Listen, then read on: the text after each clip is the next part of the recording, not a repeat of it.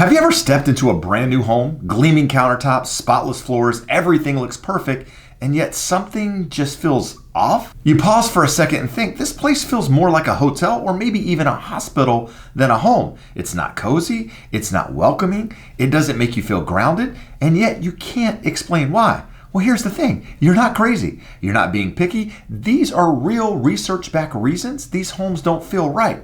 And in this video, we're going to break down exactly what's going on, psychologically, architecturally, and emotionally, so you can understand why so many homes built after 2010 are leaving buyers cold. Over the last 10 to 15 years, the purpose of residential design has changed. We've gone from building homes for how people live to building homes for how they look online. Builders aren't designing for comfort or function. They're designing for listing photos. Big square footage, open layouts, giant islands, tall ceilings, wide-angle photography bait. But once you're actually in the home, you start to realize it wasn't built for living, it was built to sell. And here's the bigger issue. Builders are optimizing for profit. They're not artists or even craftsmen anymore. They're developers, often backed by private equity or shareholders. They want to fit the most homes possible on a piece of land.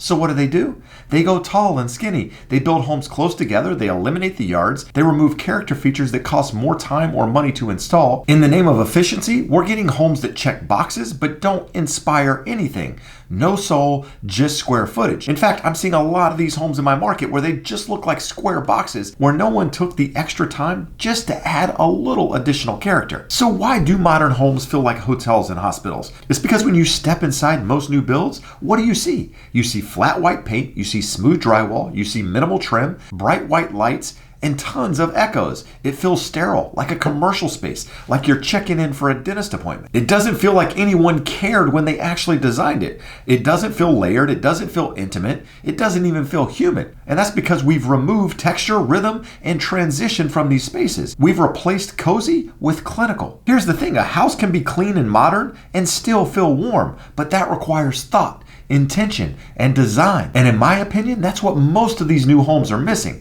Most new construction today skips right over that. Now, before we dive into the missing character, I'd like to take a minute and ask a favor. If you find any value in my videos at all, make sure you hit that thumbs up and be sure to subscribe to the channel to stay updated on everything real estate related. And if you're someone who's considering buying a home, you're not sure where to start, you want to work with a detailed agent that understands the process, can guide you in the right direction, I've helped thousands of people in my career, and I would love to help you too. Whether it's working with me directly or letting me refer you to an agent who works directly like I do, make sure you check that link in the description of the video. Now let's talk about character. It used to be you'd see archways, niches, built-ins, trim work, crown molding, layered lighting, window casings, fireplaces that actually warm the room. Today, you get drywall boxes with recessed lights and a shiplap accent wall.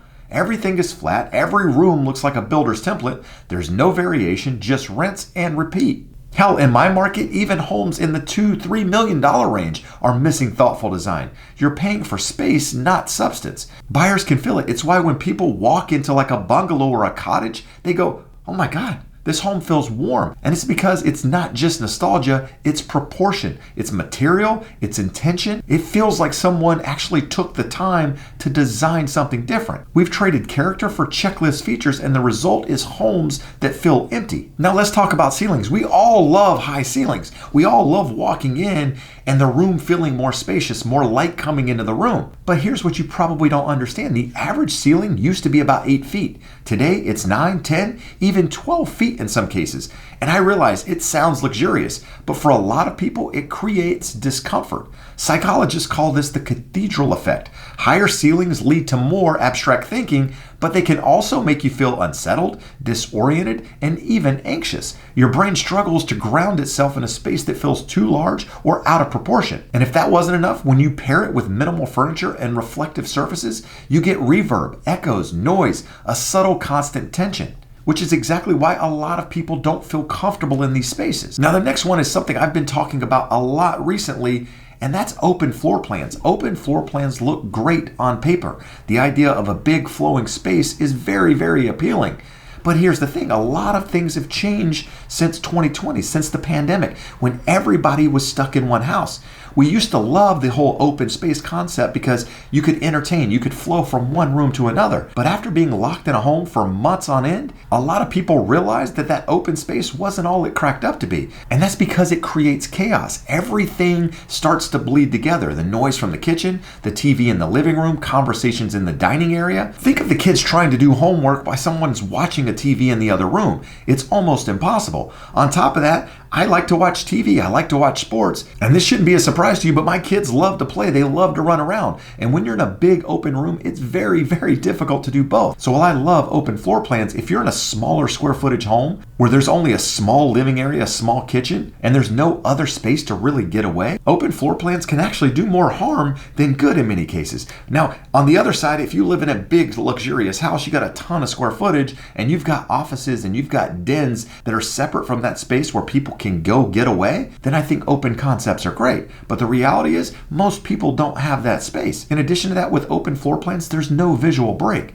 no acoustic separation, and like I said, there's no privacy. And here's what's wild. Studies have shown that open concept offices actually raise stress levels and reduce productivity. And you probably already know this, but at home, it's even worse. You don't get to go home to decompress. You now live in the stress zone where everything is going on at one time. Now, here's the thing. A lot of people out there thought that the openness would feel freeing. I've had many clients want open concept homes only to realize later on that they actually still want some separation. So if you're somebody that's considering this whole open concept, just make sure you think it through before you pull the trigger. But that's where I want to ask you a question. What are your thoughts on the whole open concept design? Let me know in the comments. Now, if the vaulted ceilings and the whole open concept wasn't enough, let's talk about lighting. Lighting is another piece that people overlook. In older homes, you had layered lighting.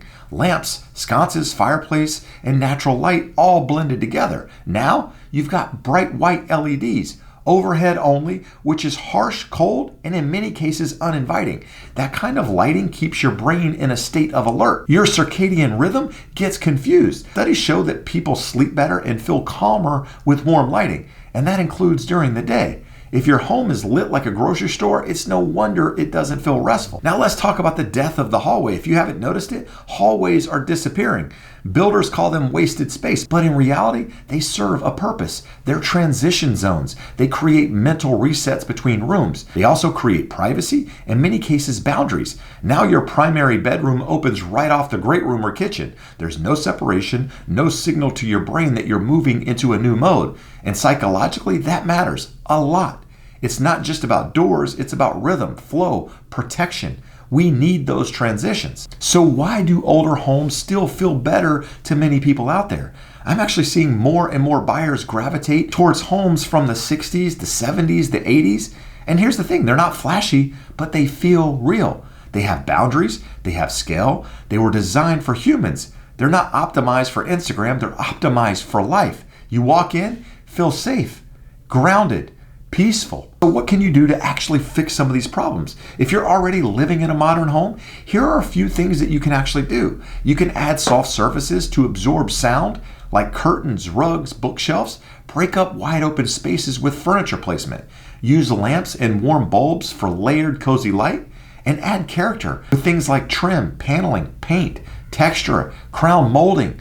Little changes can make a big difference in how your home feels. Now, if you've been wondering why your home doesn't feel quite right, now you probably know. Modern design isn't broken, but the intent behind it has shifted. And if you're looking for a home that feels like home, not a product, let's talk. This is what I do. I actually help people find homes that actually fit the way they live. So make sure you reach out anytime using that link in the description of the video. I'd love to help. And also do me a favor, if you haven't done so already, make sure you hit the thumbs up and like the video. It helps the algorithm push it out to more people like you. And also subscribe to the channel to stay updated on everything real estate related.